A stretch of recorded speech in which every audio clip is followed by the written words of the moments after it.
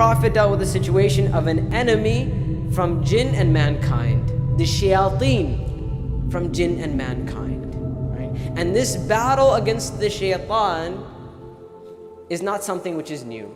This battle started with the beginning of creation of mankind.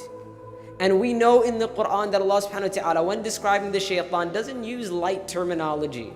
Allah subhanahu wa ta'ala refers to the shaitan as our enemy. And I know when we think of the term enemy, we may think of someone who hates us, or someone who doesn't like us, or someone who intends bad for us or evil for us. Or we may even look at people who are oppressive towards Muslims or towards mankind. When we may think of that person as our enemy, Allah subhanahu wa ta'ala reminds us that before any of those people who have ill will towards us, anyone in the world who wants to harm us and to bring us pain and all of that, there is an enemy on top of all of those enemies, and that is the shaitan. Inna shaytana lakum adu. Allah says that the shaitan is most certainly an enemy for you. The problem for us, my brothers and sisters, is that many of us, we've read this ayah. I believe it's in Surah Fatir. We've read this ayah before. We've heard that the shaitan is our enemy. The problem is that, number one, we don't understand what it means to say that the shaitan is our enemy. Number two, we are extremely complacent when it comes to the topic of the shaitan. Right? Many of us, we don't even consider how the shaitan even affects our life. We go through our lives, and often I say this to my class when we talk about the shaitan. I pose a question: when was the last time you woke up in the morning and you said to yourself, today I will take the shaitan as my enemy?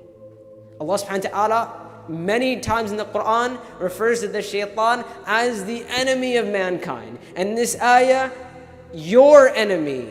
And when Allah subhanahu wa ta'ala says you, He's not referring to people. The Quran is supposed to be a direct conversation with us. So when we hear aduwwun lakum, for you, we're supposed to ask ourselves a question and say, how is he an enemy for me? Many of us, we don't even know what that means.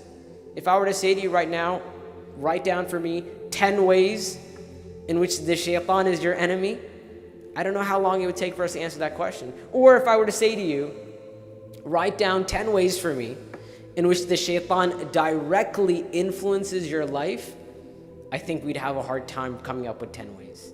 And have no doubt that the shaitan influences our life in many more than 10 ways. And this is why if you go through the Quran and the Sunnah, you see mention after mention after mention of the shaitan. The shaitan influences our life in many more ways than we even imagine.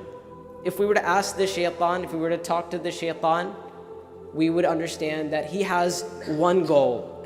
His goal in life is to make sure that everyone in creation, all of the children of Adam, end up in the hellfire. He has vowed to send the children of Adam to the hellfire. And when we say the children of Adam, the children of Adam alayhi salam, it doesn't mean just Muslims. Every single person in creation. Have no doubt that the shaitan is actively working to send these people to the hellfire. From the very beginning of creation, Allahu A'lam how long, thousands upon thousands upon thousands upon thousands of years, the shaitan has been working to mislead mankind. And he's been learning. And this is why the shaitan, he understands two very, very dangerous things about us.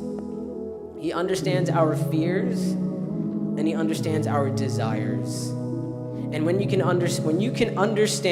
know somebody's fears and desires, that's a very powerful tool to control someone. And the shaitan has access to both. He's been learning and studying us for that very long time. And this is why if you look in the Quran, Allah subhanahu wa ta'ala actually tells us of conversations that took place between Allah and Iblis and the shaitan. Why are those conversations there? Sometimes we think they're just stories, right? We hear that the Iblis said this and that, and he refused to prostrate to Adam alayhi salam. We think that they're just stories. But the reason why Allah subhanahu wa ta'ala tells us about the speech of shaitan is for us to understand how the shaitan is our enemy, and it's for us to understand how we can protect ourselves. Because the shaitan, in the beginning of creation, when Allah subhanahu wa ta'ala created Adam alayhi salam, at that point he vowed to mislead mankind.